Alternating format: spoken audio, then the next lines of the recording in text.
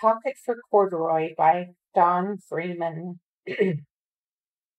Late one summer afternoon, Lisa and her mother took their laundry to the laundromat.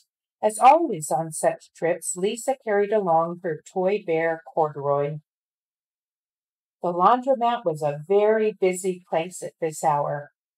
Now, Corduroy, you sit right here and wait for me, Lisa said. I'm going to help with our wash. Corduroy waited patiently. Then he suddenly perked up his ears.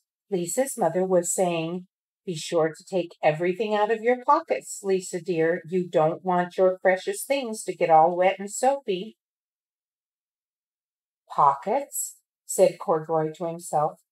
"I don't have a pocket." He slid off the chair. "I must go find something to make a pocket out of," he said, and he began to look around. First he came to a pile of fancy towels and washcloths, but nothing was the right size or color. Then he saw a huge sack of colorful clothes in a laundry bag. "There ought to be something in there to make a pocket out of," he said. Without hesitating, he climbed inside the bag, which was filled with pieces of wet laundry. The dampness didn't bother Corduroy in the least. "This must be a cave," he said, sighing happily. "I've always wanted to live in a dark, cool cave." When the time came for Lisa to fetch her bear, he was gone. "Oh, Mommy," she exclaimed, "Corduroy isn't here where I left him." "I'm sorry, honey," said her mother, "but the laundromat will be closing soon and we must be getting home." Lisa was reluctant to leave without Corduroy, but her mother insisted. "You can come back tomorrow," she said, "and I'm sure he will still be here." As they left, a young man wearing an artist's beret was taking his wet laundry out of a bag, the very bag Corduroy had discovered. Before he knew it, Corduroy was being tossed, together with all the sheets, shirts, shorts, and slacks, inside the dryer. But just as the artist was shutting the glass door, Corduroy tumbled out onto the floor. "How in the thunder did that bear ever get mixed up with my things?" the artist wondered. Poor Corduroy was damp all over.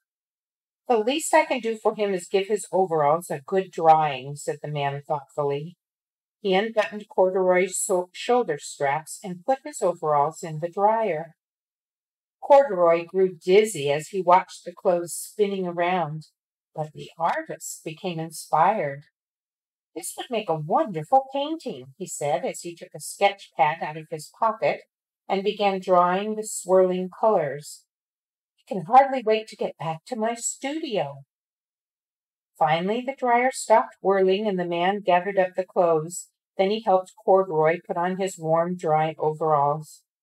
All at once, the manager of the laundromat called out, "Closing time! Everybody out!" Corduroy was gently placed on top of a washing machine. "I wonder who that bear belongs to," said the artist as he was leaving. "Seems to me he should have his name someplace. He's too fine a fellow to be lost." As soon as the lights were turned off, Corduroy began to search again. He was surprised to see something white glowing in the dark. "Maybe it's snow," he said excitedly. "I've always wanted to play in the snow." He accidentally tipped over the open-lidded box, and suddenly he was covered with soft, slippery soap flakes. Gradually, Corduroy began to slip and slide. "Oh, what fun!" he said with a smile. "I've always wanted to ski down a steep mountainside." He landed paws first in an empty laundry basket. "This must be a cage," he said, peeking through the bars.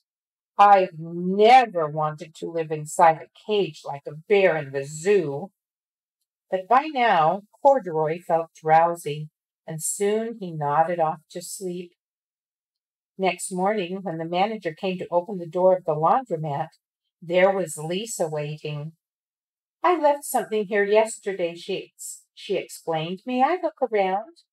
"Certainly," said the manager. "My customers are always leaving things." Lisa was searching under the chairs and in the back of the washing machines when she heard the manager call, Is this what you're looking for, Senorita? Yes, yes, he's my best friend, shouted Lisa as she came running. She reached in and picked Corduroy out of the basket. So this is where you've been, you little rascal, she said. It's time I took you home. Lisa thanked the manager and ran out the door and down the street, holding Corduroy tightly in her arms. I thought I told you to wait for me, she said. Why did you wander away? I went looking for a pocket, Corduroy said. Oh, Corduroy, why didn't you tell me you wanted a pocket? Asked Lisa, giving him an affectionate squeeze. That very morning, Lisa sewed a pocket on Corduroy's overalls. And here is a card I've made with your name on it for you to keep tucked inside, she said.